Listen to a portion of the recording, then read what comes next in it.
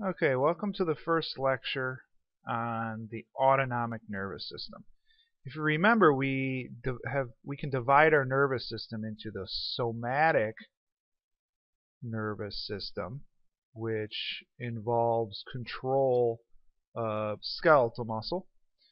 Now we're going to talk, and we've talked a lot about skeletal muscle this year, so we've talked about how the somatic motor neurons control skeletal muscle contraction and relaxation.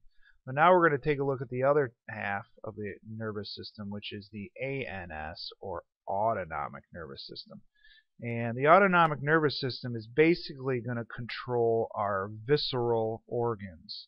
So if you remember, the word visceral means internal organs, largely the ones located in our abdomen and our thoracic cavity. So how are those organs regulated? And when we use the word regulated, we can simplify that as, all right, how are these organs turned on, or how do we increase their activity, or how do we decrease their activity?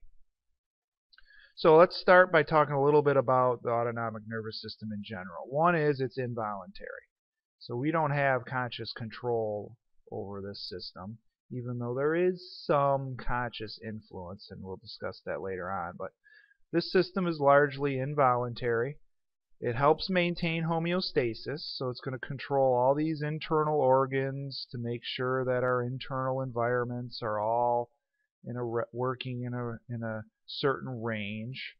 And this all depends on a continual flow of sensory input. So that basically means you're always sending sensory information to the brain from visceral afferent neurons. So visceral means these neurons are coming from internal organs. Afferent meaning they are sending the information to the CNS, so they're also sensory. So these are the specific neurons that are transmitting information from within the body to the brain. Then it's integrated, so it's analyzed. So all this incoming information is analyzed by a number of different parts of the brain. The major locations are the hypothalamus and parts of the brainstem.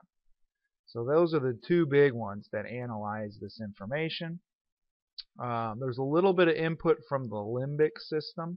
If you recall, the limbic system is our emotions. So sometimes our emotions can affect some of these involuntary responses. And then finally, there's a motor output. So efferent motor neurons, or visceral efferent motor neurons, that are controlling the effectors. And again, if you recall what the effectors are, they include smooth muscle, which includes organs that move things inside, like blood vessels have smooth muscle, your GI tract has smooth muscle, your respiratory tract has smooth muscle, your urinary tract has smooth muscle. So all those organs are controlled by the autonomic nervous system. Your heart is regulated by the autonomic nervous system, so we need to be able to speed up our heart rate or slow it down. And then finally, glands. Glands are regulated by the autonomic nervous system. So some examples include digestive glands that produce digestive enzymes and secretions. So that's the big picture. Now let's talk a little more about the pathway. And we've seen this top panel before. It's the basics of the somatic nervous system. So we have a spinal cord. We have sensory input, which this doesn't show. So this is just showing the motor output. So this would be that somatic motor neuron. It's myelinated. It releases acetylcholine, and it controls skeletal muscle. So we already knew that. Notice it's a single motor neuron. Said another way, there's no synapses in this effector or efferent motor system. The neurotransmitter again is acetylcholine. So that's nothing that we haven't heard before. Now let's compare that to the autonomic nervous system. And the autonomic nervous system, its motor output could either be what we call a sympathetic motor output or a parasympathetic motor output. So this middle panel, we're looking at the sympathetic. First thing you'll already notice, hopefully, is that there's two motor neurons. So there's one that we call a pre-ganglionic, and then there's one that's called a post-ganglionic, and all the synapses are located in what's called autonomic ganglia. So these are these swellings again, that's what a ganglion is, because of these synapses that occur. So there's two motor neurons compared to the one. There's preganglionic versus postganglionic neurons, and you'll notice the preganglionic neuron is always myelinated. The postganglionic neuron is non-myelinated, and it's the one that extends to the effectors. So here are the effectors. Smooth muscle, so they just show this bladder. Urinary bladder has smooth muscle. Cardiac muscle, which here's the heart, and then this represents some kind of gland.